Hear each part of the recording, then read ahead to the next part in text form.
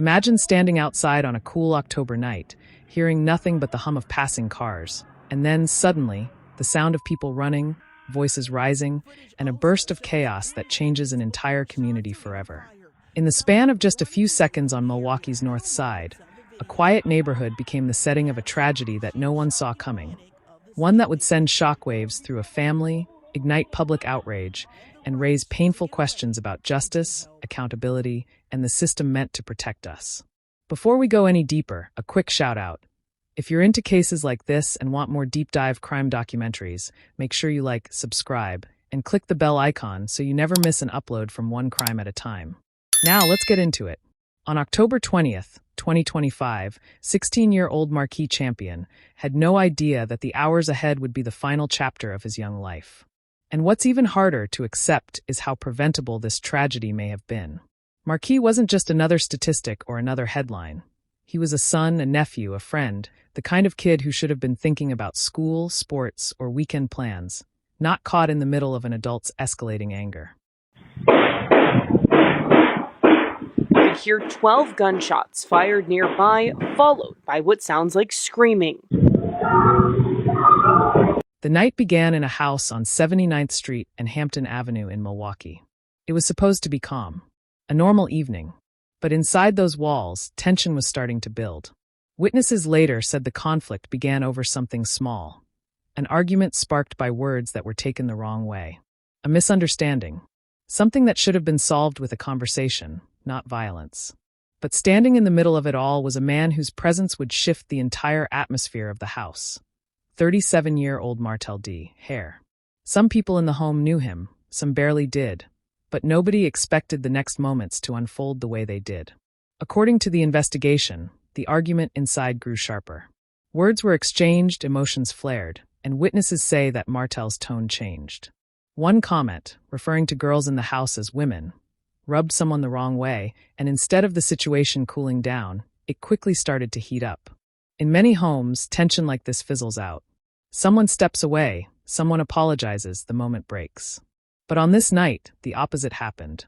Martell walked into the kitchen. For a moment, everything was still. And then everything changed.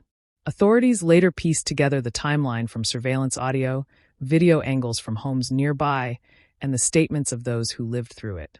What they found was a sequence of events that unfolded with frightening speed. From outside, neighbors would later tell reporters they saw a young person running across the street. Panicked, fast, desperate, seconds before loud cracks echoed through the air. Inside, investigators believe Martell returned from the kitchen, holding something that instantly escalated the situation beyond anything the teens present could comprehend. And in those next moments, the outcome would become irreversible. Marquis Champion was struck. Two other teens were hit as well, one 17, one 18, both injured, both terrified. And the quiet neighborhood was suddenly filled with screams, confusion, and fear.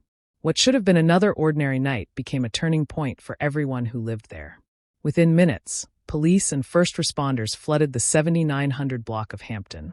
But by then, the suspect, Martell Haire, was already gone. He didn't wait. He didn't check on anyone.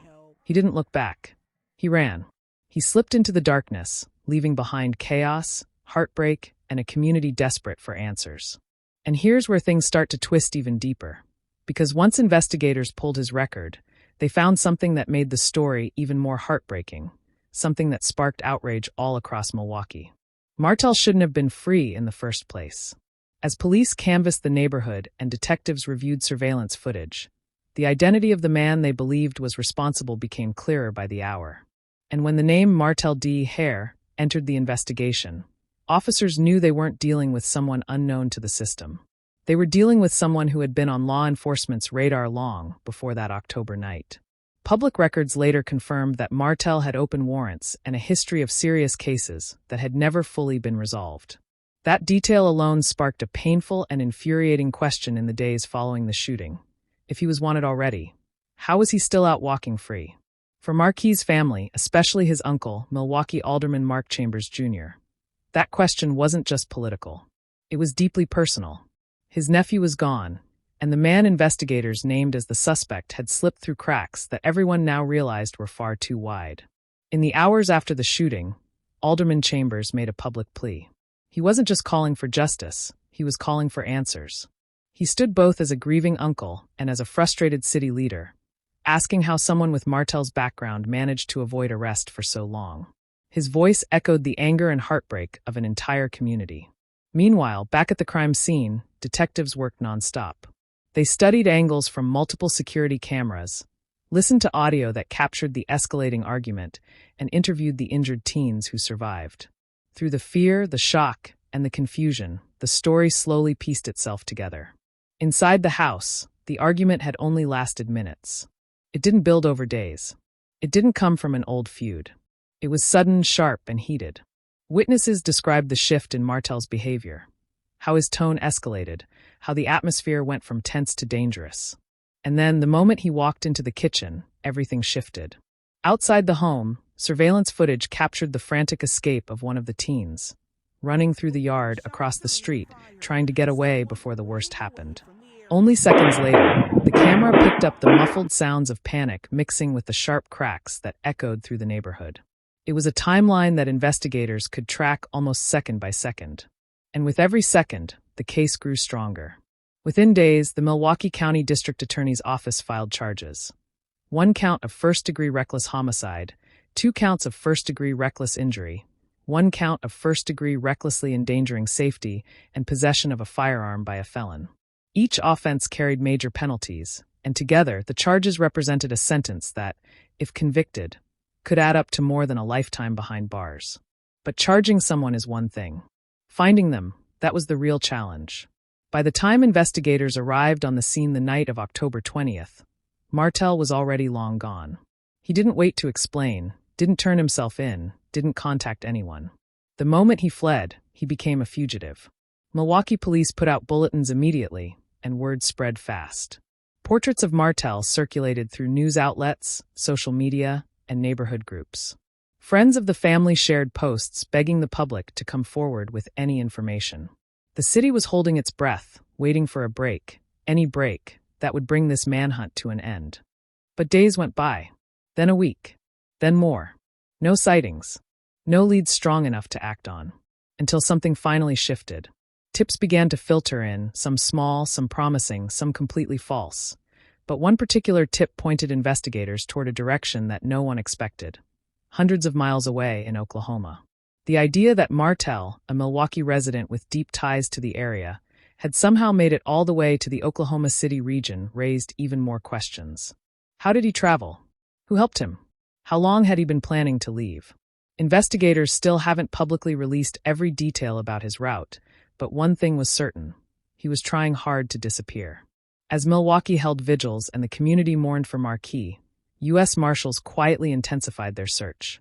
The case had now crossed state lines, and when federal involvement begins, the chances of evading capture start shrinking fast.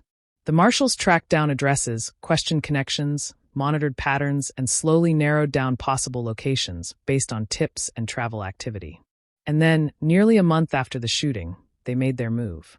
On November 12, 2025, Marshals in Oklahoma spotted a man matching Martell's description near the Norman and Oklahoma City area. When they approached, he tried to run.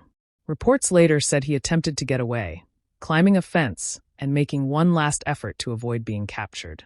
But it didn't work. Moments later, he was in custody. The manhunt was over. For Milwaukee, the news spread instantly. For Marquis' family, it was a bittersweet moment. Relief that the suspect was finally caught, but the painful reality that no arrest could undo what happened. And yet, even with the arrest, there was still one major question lingering in the minds of investigators, the public, and especially the families. Why? Why did the argument escalate so suddenly? Why did Martell react with such intensity? Why did a misunderstanding inside a home turn into a tragedy that shook an entire city? Those answers were still missing. But as the hours passed, something strange happened. Marquis didn't act like a man who had just witnessed a tragedy. He didn't act shaken. He didn't act confused.